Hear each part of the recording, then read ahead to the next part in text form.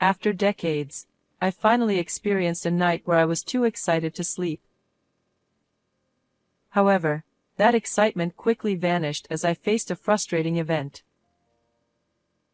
On the morning of my daughter's wedding, my husband had left without a word. I tried contacting him, but there was no reply, and no note left behind. I clearly remember seeing him preparing last night. Knowing how indifferent he's always been towards household chores and childcare, I felt more anger and confusion than worry. How could he not care about celebrating this special day with our daughter? Suppressing the anger that was boiling up inside me, I told myself I had to go, at least, and began getting ready before leaving the house. Good morning. Wait, what's wrong, Mom? There's no what's wrong about it. I can't get in touch with your father. I didn't want to take it out on her, but my tone became harsher than I intended. The anger reignited, and I called my husband again in a fit of frustration. The phone rang endlessly, longer than I had ever experienced in my life. As I counted the rings, 3, 4 times, my anger grew with each one. But I wasn't about to hang up. Finally, on the 8th ring, he picked up. What is it? With just those words, my anger reached its peak. What do you mean, what is it? Where are you? I'm at work. A last-minute business trip came up, and I had to rush out. Besides, I'm not interrupting anything, am I? Are you kidding me? Just as I was about to raise my voice, I noticed Patricia making a surprising face and signaling to me. With narrowed eyes, she gestured, mouthing the words, "You can hang up now." Confused, I followed her suggestion and ended the call without saying another word. What's going on? Do you know something? Hee, it's a surprise. After working non-stop for nearly 30 years, the family flower shop wasn't bustling today, but it was still a cherished place I'd protected all these years. Thank you, Michelle. You always make such beautiful arrangements. I'll be counting on you next time too. A regular customer left with a large bouquet in hand. Little comments like these meant the world to me. Looking back, when I returned to work after my daughter was born, that person showed a lot of concern for me. As my daughter grew older, she would stand beside me, playing florist, or wander around the shop, pointing at different flowers and asking, "What's this?" Now, my daughter has grown up, and is a full-fledged adult. The days when I raised her with the help of my parents feel like just yesterday. Time flies, as they say. On the other hand, my husband's attitude never changed, not before our daughter was born, and not now. He's always been reluctant about me working at the family shop. Perhaps his pride stems from being an employee of a world-famous car manufacturer in America. He constantly uses that to justify his aloofness, and there's no way to reason with him. He's now an executive, and I'm sure his achievements are impressive, but in his private life, he's a complete failure. We've clashed many times in the past, but eventually, I stopped expecting anything from him. After all, he's still the primary breadwinner, and he's done a lot to support our family. But something suspicious has been going on. He's been taking a lot of business trips lately. When the weekend approaches, he always says, "I have to go here and there," and leaves for overnight trips. I have a good idea of what's really behind these trips, but I haven't confronted him about it. At this point, though, I can't ignore my inner voice asking, so what? I lost any lingering affection for him long ago. Even if he's out playing around somewhere, the thought doesn't hurt me anymore. Given all this, it's no surprise that Patricia, who grew up watching her workaholic father, doesn't feel close to him. She once told me that her feelings about him were similar to mine. One day, Patricia told me, "I'm bringing my boyfriend over soon," and I felt my heart race. She was finally getting married. I'd heard about him before, and I had a general idea of what kind of person he was. I hadn't met him yet, so I couldn't be sure, but from what I'd heard, he seemed like a decent guy. That made me even more excited. But there next to me was my stern-faced husband, Ken. Who is this guy? I haven't heard about him. Yes, you have. I've mentioned him several times. You just weren't listening. Patricia was right. We'd talked about him plenty at the dinner table during the week. That was when I first learned about her boyfriend as well. So, where's he from? What does he do for work? I knew the answers to those questions already because I had been paying attention to her.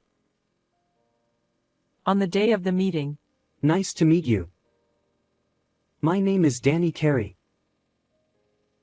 Welcome. I've heard so much about you. Thank you for always taking care of my daughter. Come on in, make yourself at home. My husband didn't even show his face, let alone say a word. He must have thought sitting in the back of the house was the proper way for a father to act. I didn't mind if he wanted to do that, but I wished he had at least helped out with raising our daughter. Knowing everything, I couldn't help but find it both ridiculous and deeply embarrassing. As expected, my husband sat cross-legged in the back, performing the role of the old-fashioned stubborn dad. The table, set with special tea and snacks, was lively, except for him. We mainly talked about Patricia's childhood.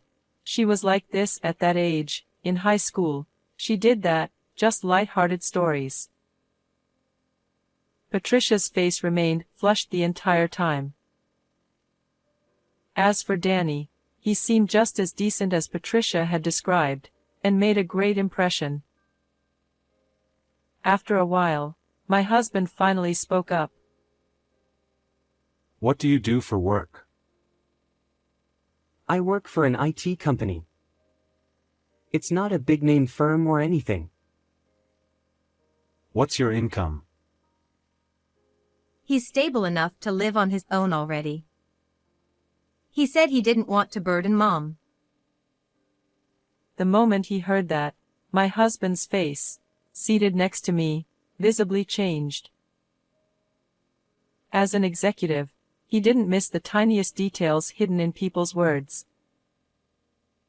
He didn't want to burden Mom. Does that mean he was raised by a single parent? Hey, that's rude. No, it's okay. It's true. Well, that says a lot about where you come from. Are you sure about this? I nearly fainted at the sheer rudeness of his words. I hadn't intended to criticize him for playing the stubborn dad. But after hearing those words, there was no way I could stay silent. I stood up, driven by impulse, and shouted in a voice even I didn't recognize. How could you say such a thing? That's beyond inappropriate. Even my husband seemed taken aback for a moment, but he quickly regained his usual stern demeanor and had the audacity to retort. But it's true. Has he even had a proper education? Enough. Apologize to Danny. My husband has always been like that. He's a firm believer in academic elitism, and that's why he still looks down on me for not going to college. The fact that I took over the family flower shop was never the real issue. He likely stopped trying to see any value in me a long time ago. I could only imagine what Danny felt, having his past dug up like that. But when I turned to look at him after saying my piece, I was surprised to find that he was calm, even concerned about me. How could this be? I wondered as the anger momentarily subsided, and then he spoke up. It's all right. Thank you for standing up for me.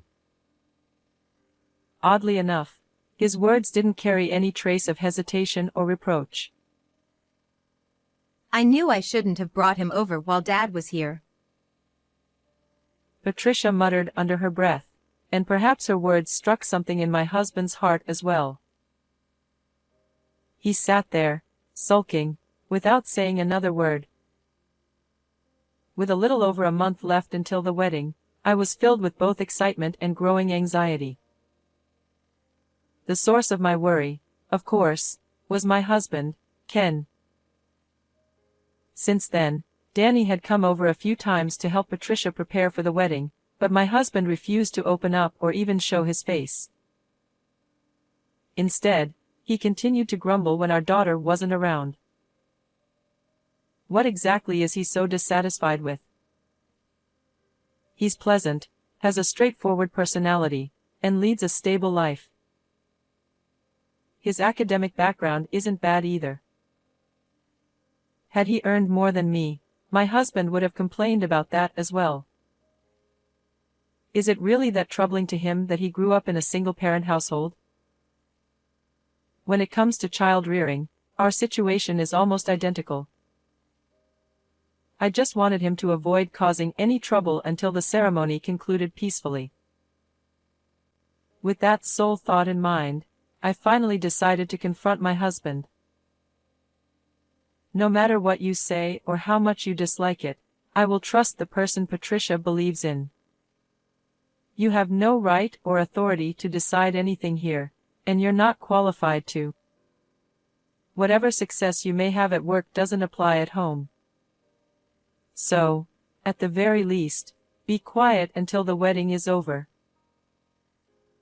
My husband just let out a scoff, saying nothing. I have no idea how effective my words would be, but given his behavior up to this point, I had to drive the point home. I refuse to let petty squabbles ruin the most radiant day of my daughter's life. The night before the wedding, I saw my husband stationed in front of the closet, spending an unusually long time picking out his clothes. Watching him from outside the room, I felt relieved. For all his grumbling, skipping our daughter's big day wasn't an option. It's absurd to feel this relieved over something so obvious, something I never imagined would be an issue. And then, the day arrived. I woke up from a restless night, the excitement I hadn't felt in years overcoming the lingering drowsiness. As I got out of bed, still distracted, I noticed something odd, an unusual silence in the house. It had been ages since we slept in separate rooms. No, more than ages. It might have been since our daughter was born that we hadn't shared the same bed. That's how little I remembered it. So, I had no way of knowing when my husband got out of bed in the middle of the night. I searched the house without even washing my face, but he was nowhere to be found. A terrible thought crossed my mind, so I tried calling him, but the phone wouldn't connect. Did he seriously prioritize business trips over today of all days? Even if he really was on a business trip, how cold-hearted must he be to leave without a single word beforehand? But there was no time to dwell on my boiling frustration. I had no choice but to stay calm and get ready. Good morning. Wait, Mom, what's wrong? What's wrong? I can't get in touch with your father. I didn't want to take it out on her, but my tone inevitably sharpened. My anger flared up again, and in that heat, I called my husband once more. It felt like the longest ringtone I had ever heard in my life. With each repetition, 3 times, 4 times, the fury inside me grew stronger. But I had no intention of hanging up. On the 8th ring, he finally answered. What is it? That one phrase pushed my anger to its limit. What do you mean, what is it? Where are you right now? I'm at work. An urgent trip came up, so I had to leave in a hurry. I'm not bothering anyone, am I? You've got to be kidding me. Just as I was about to raise my voice, I caught sight of Patricia giving me an unexpected look and signaling something with her eyes. She was smiling softly, mouthing the words, "It's fine, you can hang up." Puzzled, I followed her lead and ended the call without another word. What's going on? Do you know something? She giggled. It's a surprise. The letter to the bride and groom was being read aloud, but my mind was elsewhere. The words that would normally bring me to tears weren't registering at all. The couple, on the other hand, listened intently, their faces clearly moved even if they weren't crying. All I felt was a deep sense of guilt toward Danny and his mother. Before the ceremony began, Patricia had asked me to call her father when it was time for her speech. That moment was approaching fast. Since she had mentioned a surprise, I could only guess that something was in the works, but I had no clue what it might be. Patricia stepped up to the podium. As the staff adjusted the mic, she shot me a meaningful glance and nodded. That must have been the signal. With no other option and no time to think, I did exactly as Patricia had instructed. Calling it a surprise made it sound exciting, but honestly, I felt more like I was being strung along without knowing anything. I didn't feel irritated, but it was undeniably perplexing. Everything seemed just slightly off, as if I were witnessing some kind of performance that only resembled a wedding. Didn't I say I was at work? Stop calling me. My husband grumbled on the other end, but I ignored him and put Patricia's letter to us, her parents, on speakerphone. If I trusted Patricia, then surely the answer to all of this lay in her words. I met someone truly wonderful. Kind-hearted, deeply understanding, and always considerate. To Danny's mother, who raised such a person, and to his father, who is here with us today, I extend my deepest gratitude. His father is here. When I greeted them earlier, I had only met Danny's mother. And I had heard that he was raised in a single-parent household. I wondered if I'd misheard. And now, Patricia continued. we'd like to introduce our special guest, Joe Sheen. Please come on stage. What? My husband and I had the same reaction. We were speechless. Joe Sheen, the CEO of Sheen Motors? That's the president of my husband's company. Thank you all for coming today to celebrate the union of the bride and groom. I am Joe Sheen, the biological father of the groom, Danny. Please give the couple another round of applause. Wait. What did he say? Joe? Biological father. My husband, clearly bewildered on the phone, was struggling to make sense of the situation. It's hard to imagine him flustered, but after 30 years together, I could tell he was panicking. Though he could have hung up, he seemed too stunned to even do that. After the applause subsided, Joe spoke again with a warm smile. Thank you. Now, may I ask, do any of you enjoy suspense? I see quite a few hands. In that case, the next part of this event may just captivate you. It's a small performance, nowhere near as dazzling as the bride and groom, but just a little entertainment. Ms. Michelle, could you kindly bring me that phone? My name suddenly came up. With the entire room watching in breathless silence, I hurriedly made my way to the stage. Thank you for all you've done for my husband. Should I hand over the phone while it's still connected to him? As I approached, I saw Joe up close and knew for sure. It was him.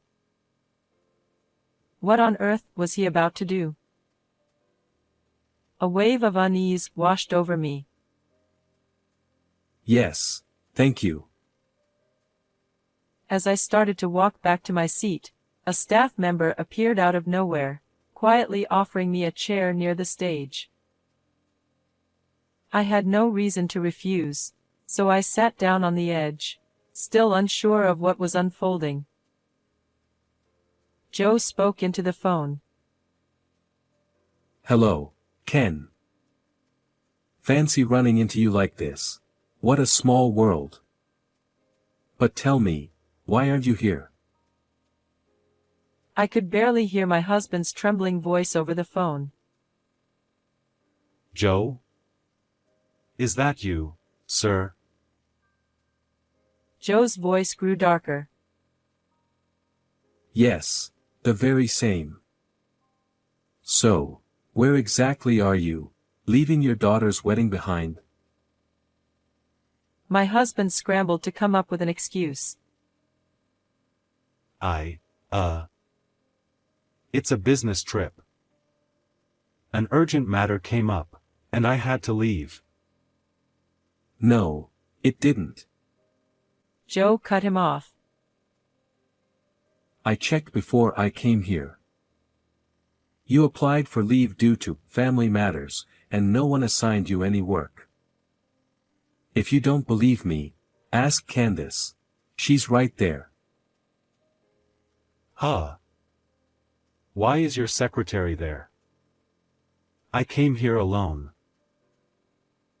Joe chuckled. Candace. Funny, my secretary's name is Marie. I've never heard of a Candace before. Joe continued calmly, and the room, which had been silent, began to stir with whispers. I had met Joe's secretary Marie several times, so I knew her well. It seemed my husband had fallen right into a trap. And that could only mean one thing. He was having an affair. And one more thing. Marie is under suspicion of embezzling from the company. I doubt it concerns you, but if you happen to see her, please pass it along. Wait, boss.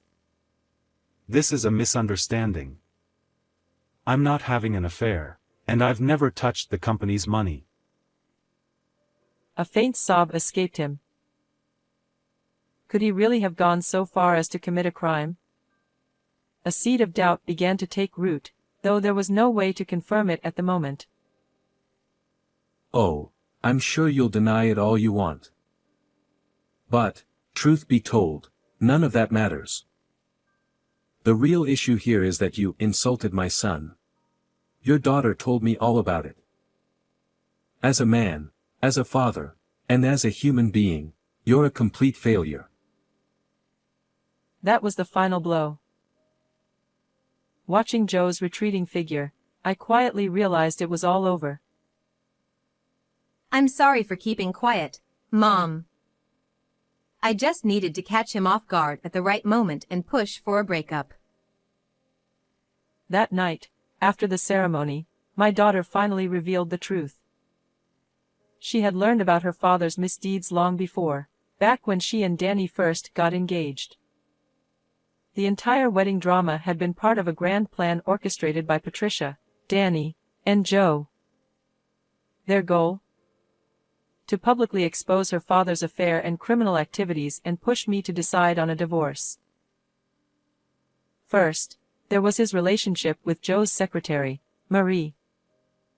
His frequent weekend business trips were all to see her. Though surprising, the fact that he was often away wasn't too much of a shock, as I had long suspected something was amiss. What hurt more was the embezzlement.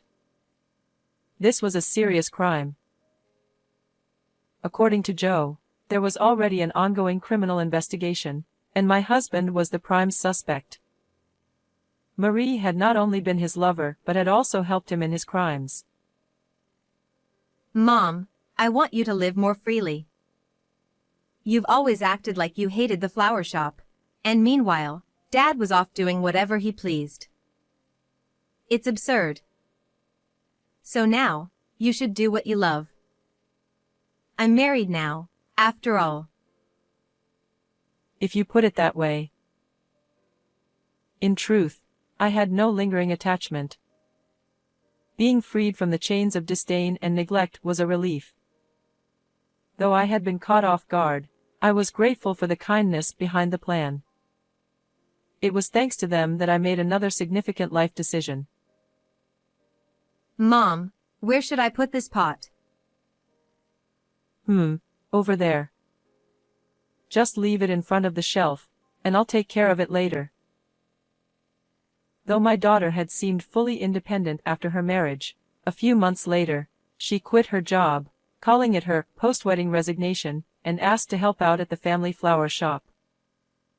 While she had never expressed any interest in working at the shop before, I couldn't think of a reason to refuse. When I asked her why she wanted to help, she simply said, Because I'm your daughter. When I had decided to take over the shop all those years ago, I can't remember exactly what I said to convince myself. But I vaguely recall saying something similar. And just like that, I was swayed by my daughter's simple words. Now, I work with her as her boss, mentor, and mother. I've embraced the changes in my life, thriving and pouring my energy into work. Though the shop isn't booming, I've never felt lighter, and I can finally enjoy life. I owe it all to my daughter, her husband, and Joe. One other thing has changed. Ever since the wedding, Patricia has been bringing Danny to the shop more often. I'll help out too. How many times in 30 years had those words saved me? Not many, but the fact that Danny constantly showed care and offered to help made a world of difference. Comparing him to his predecessor felt almost insulting. The difference was night and day. Thank you, but really, your kindness is more than enough. Whenever my daughter and her husband visited, we would always share dinner together. The meals weren't anything extravagant, but the atmosphere was brighter than I'd ever known. Wow, this is incredible. He said, as he took a bite of the braised pork belly. It was a simple dish, but seeing him enjoy it made me smile. He never reacted like that. It's an old family recipe, passed down through the generations. What? We had a secret recipe? You should have taught me before I got married. I'm just kidding. It's all about knowing the right balance. You're not quite there yet, Patricia. Rude. That was totally unnecessary. Don't worry, Patricia's cooking is great too. My daughter would undoubtedly find happiness. She had such a wonderful person by her side. Excuse me. Welcome. Oh, Joe. It's been a while. No need for formalities. Here, I couldn't very well bring fresh flowers as a gift to a florist, so I brought you some sweets instead. I hope you'll accept them. It was hard to believe that 6 months had passed since everything happened. Time is such a fleeting thing. Oh, thank you. That's very kind of you. Not at all. May I have a moment of your time? Of course. Is something the matter? He had come to inform me that my ex-husband had been sentenced to prison for embezzlement. Not only him but Marie, his accomplice, had also received the same punishment. Even though I had long stopped caring about him, the news stirred no real emotions in me. It was only natural. I had received a divorce settlement half a year ago, and there was nothing left tying us together. Why had Joe come to deliver the news personally? There's something else I'd like to apologize for. An apology? What for? I couldn't recall anything that would warrant it, and my guard went up. It's about the wedding. I dismissed everything as a spectacle, but I realize now that it impacted your life in a profound way. My remarks were careless. I'm deeply sorry. As soon as he finished, he bowed deeply. Please, raise your head. That's all in the past now, and I'm happy with where my life is. I have you and my daughter's family to thank for that. I couldn't possibly hold any grudge. After a pause, I added, besides, I'm sure it was Patricia's idea, wasn't it? She told me she wanted to expose him.